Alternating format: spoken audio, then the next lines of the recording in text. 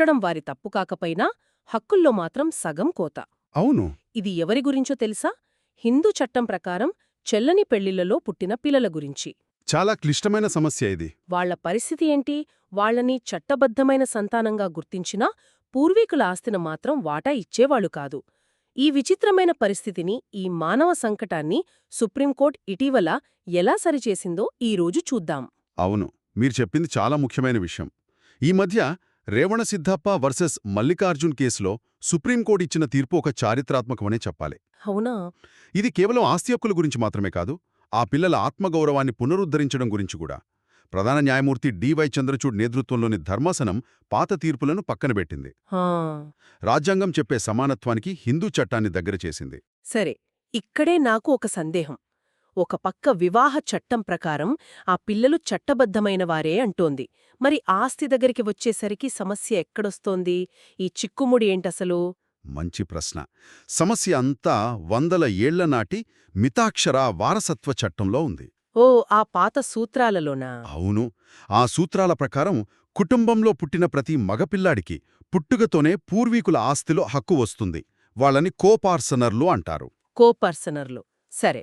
అయితే చట్టబద్ధమైన వివాహంలో పుట్టిన వారే కోపార్సనర్లు అవుతారు అనేది పాత వాదన. అంటే ఒక చట్టం పిల్లల్ని గుర్తిస్తోంది, మరో పురాతన చట్టం వాళ్ల హక్కుల్ని పరిమితం చేస్తోంది అన్నమాట. అంటే ఒక ద్వంద్వ వైఖరి అన్నమాట. ఒక చట్టం ఓకే అంటోంది, ఇంకొకటి కాదు అంటోంది. మరి ఈ సంక్లిష్టమైన సమస్యను సుప్రీంకోర్టు ఎలా పరిష్కరించింది? ఇరు పక్షాల హక్కులను ఎలా కాపాడింది? ఇక్కడే కోర్టు ఒక అద్భుతమైన సృజనాత్మకమైన మార్గాన్ని ఎంచుకుంది. ఏంటది? అదే ఊహాజనిత విభజన లేదా నోషనల్ పార్టిషన్. ఊహాజనిత విభజన. ఆ పదం వినడానికే కొంచెం క్లిష్టంగా ఉంది.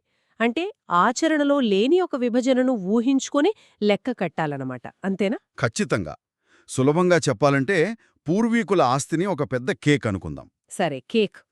పిల్లల తండ్రి చనిపోవడానికి ఒక్క క్షణం ముందు ఆ కేక్ను కుటుంబ సభ్యుల మధ్య పంచి ఉంటే ఆయన వాటాగా ఎంత ముక్క వచ్చేదో మనం ఊహించుకోవాలి. ఓకే. ఆ ముక్క మీద మాత్రమే ఈ పిల్లలకు హక్కు ఉంటుంది, మొత్తం కేక్ మీద కాదు. ఓ. దీనివల్ల మిగతా కుటుంబ సభ్యుల అంటే చిన్నాన్నలు, దాయాదుల హక్కులకు భంగం వాటిల్లదు. అదే సమయంలో ఈ పిల్లలకు న్యాయం జరుగుతుంది. ఆహా, అదన్మాట అసలు విషయం.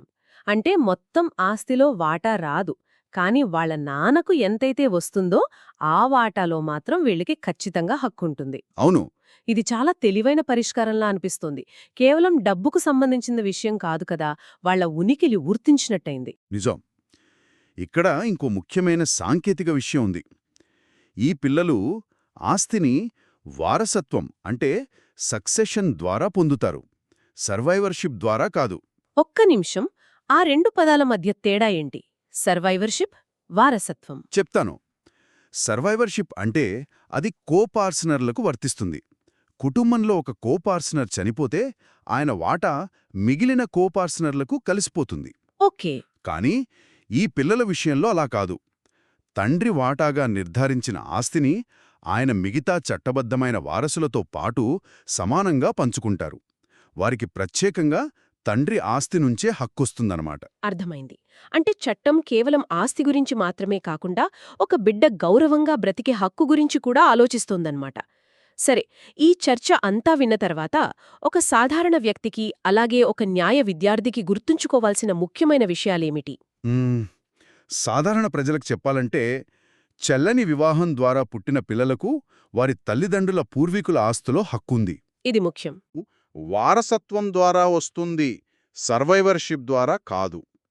కాబట్టి వాటాలు లెక్కించేటప్పుడు ముందుగా ఊహాజనిత విభజన చేసి తల్లిదండ్రుల వాటాను తేల్చాలి. ఈ తీర్పు ప్రాచీన సంప్రదాయాలను, రాజ్యాంగ నైతికతను సమతుల్యం చేయడంలో చట్టం ఎంత పరిణితి చెందిందో చూపిస్తోంది.